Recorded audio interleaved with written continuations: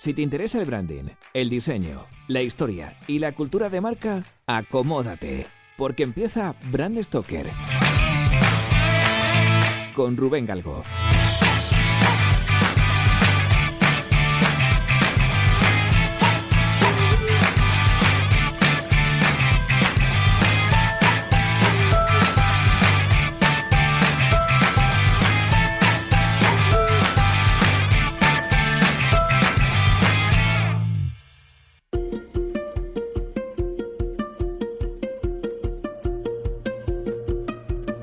Para conocer el origen de las máquinas de coser, tenemos que irnos a los años previos a la Revolución Industrial.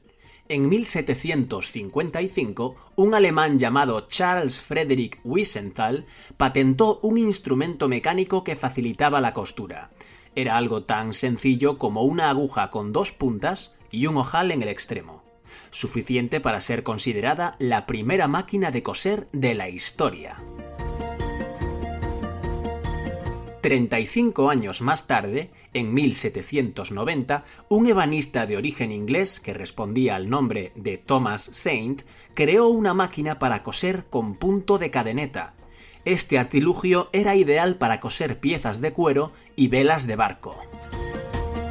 Un poquito más tarde, en 1834, el inventor estadounidense Walter Hunt creó la primera máquina de puntada cerrada, pero como no la patentó en el momento de su invención, cuando lo intentó más tarde su petición fue desestimada por abandono. Mientras otro inventor estadounidense, Elias Howe, desarrolló una máquina que tenía los mismos elementos que la de Hunt y él sí la patentó en 1846. Pese al mal trago, 3 años más tarde, Hunt pasaría a la historia por inventar el imperdible. En fin, lo cierto es que si analizamos con la lupa de la historia la evolución de la costura, veremos que muchos sastres han pasado a engrosar la lista de inventores a base de incluir pequeñas mejoras en las máquinas existentes, como es el caso de nuestro protagonista de hoy. Isaac Merritt Singer fue un neoyorquino nacido en 1811 en el seno de una familia acomodada. Tras el divorcio de sus padres, trastorno que arrastraría durante toda su vida, tuvo que abandonar la mansión familiar para ganarse las habichuelas. Acabó los estudios primarios y hasta los 19 años estuvo trabajando en empleos precarios. Mientras trabajaba en uno de ellos como mecánico, descubrió sus dotes interpretativas y encontró en el teatro una bonita forma de ganar un dinero extra. Singer era un joven inquieto que constantemente buscaba métodos que le hicieran el trabajo más llevadero y en 1839 consiguió su primera patente, gracias a una máquina para perforar roca. Le vendió esta patente a una empresa de construcción por $2.000 de la época. Era mucho más dinero del que habría ganado trabajando como mecánico toda su vida y decidió invertirlos en su carrera de actor. Creó una pequeña compañía teatral y se fue de gira por los Estados Unidos durante 5 años. El dinero fácil, entre comillas, que había conseguido con su primera patente le motivó para pensar en nuevos inventos durante los años que duró la tournée, y desarrolló y patentó una nueva máquina, esta vez para tallar madera y metal. Isaac Singer regresó a Nueva York divorciado, casado en segundas nupcias y con 8 hijos. Sí, 8. Sí, amigos. En la Gran Manzana esperaba comercializar una nueva máquina para cortar tablones de madera.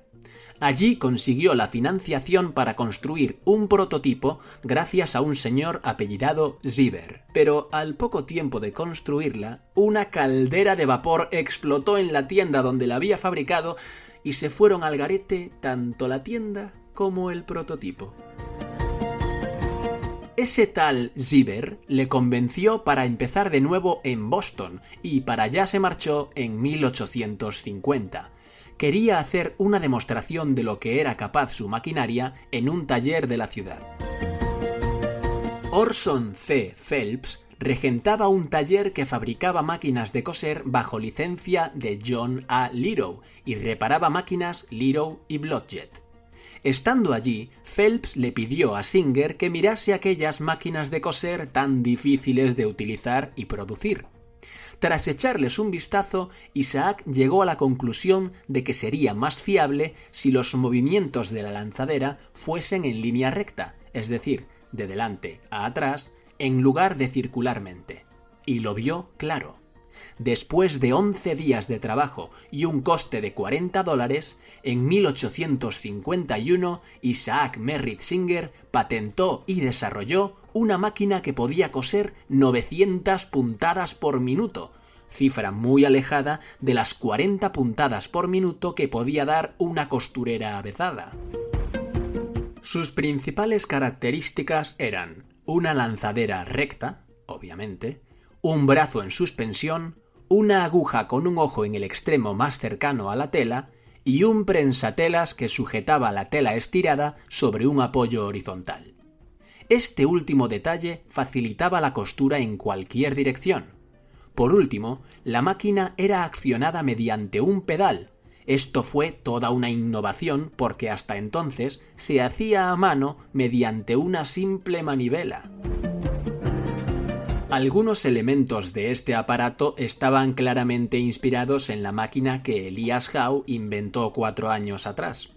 Este le denunció y ganó el juicio, pero hasta que se celebró, Singer siguió trabajando y desarrollando mejoras, como un dispositivo para la tensión del hilo que patentó en 1852.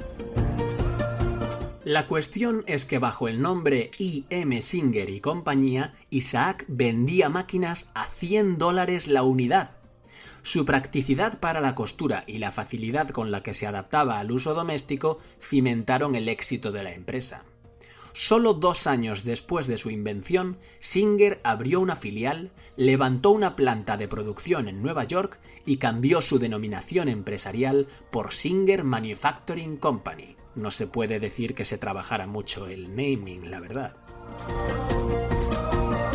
En 1855 inicia su expansión intercontinental en Francia, en la Exposición Universal de París, cómo no. Al igual que otras marcas que hemos visto como Suchard o Schweppes, este tipo de eventos fueron un empujón para las compañías.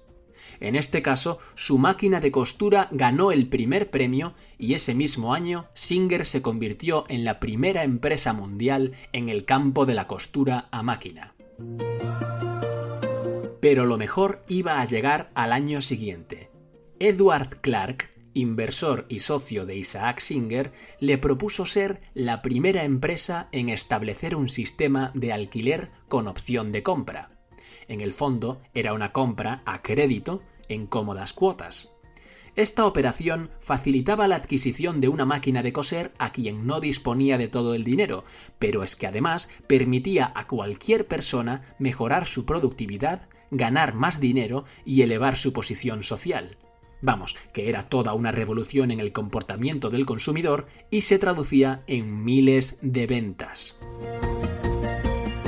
En paralelo, la compañía implantó un novedoso sistema de venta a domicilio ideado también por Clark. Pero este genio de la estrategia comercial no se quedó ahí. Para asegurarse la venta a puerta fría, le ofrecían a sus potenciales clientes una red de franquicias con la que garantizaban la reposición de las máquinas antiguas por modelos nuevos. Lo realmente interesante es que estas técnicas marketingianas se siguen empleando en la actualidad.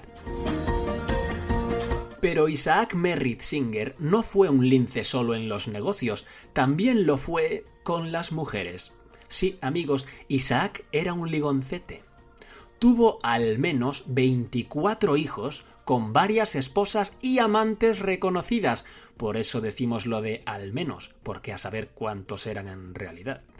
Fue conocido que mientras estaba casado con su primera mujer, Catherine, inició una relación con Mary Ann.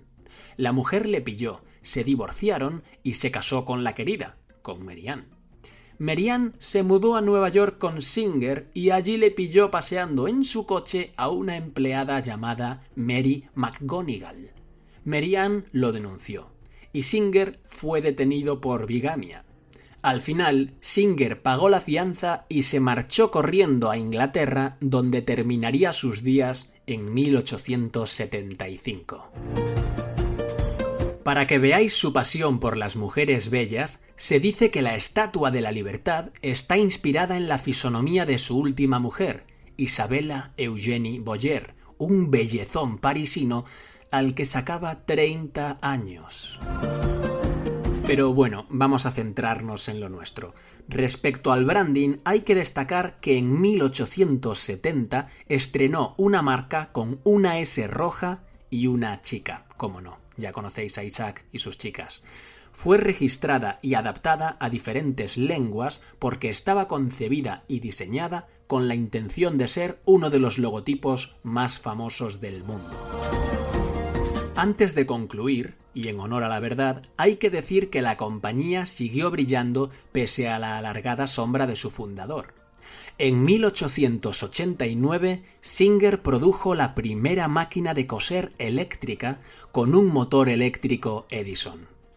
Y en 1908 inauguró el Singer Building en Nueva York, que fue el primer rascacielos y el edificio más alto del mundo, en aquel momento, claro, con 186 metros de altura. En fin, sin lugar a dudas, Singer es líder indiscutible de su sector y además de todo lo dicho, ha sabido diversificar muy bien su estrategia de negocio a lo largo del tiempo, adquiriendo empresas de electrónica, de aparatos de control e incluso de ofimática, como cuando compró Packard Bell en 1966.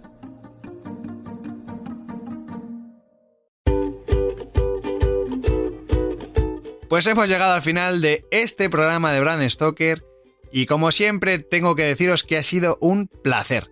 Pero antes de echar el cierre quiero recordaros que podéis apoyar nuestro trabajo de dos formas muy sencillas. La primera es realizando vuestras compras en Amazon a través del enlace de afiliados que tenemos en nuestra página web. Y la segunda es haciéndoos mecenas de Bram Stoker en iVoox.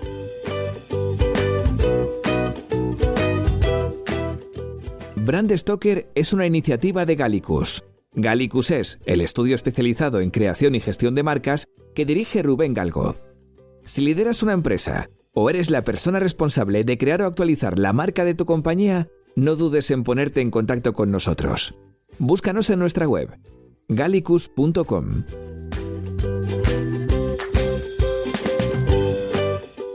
Ya sabéis que nos podéis seguir en Twitter, Facebook e Instagram, donde nos encontraréis con el usuario Gallicus Branding, o si lo preferís, me podéis seguir a mí a través del usuario Crenecito.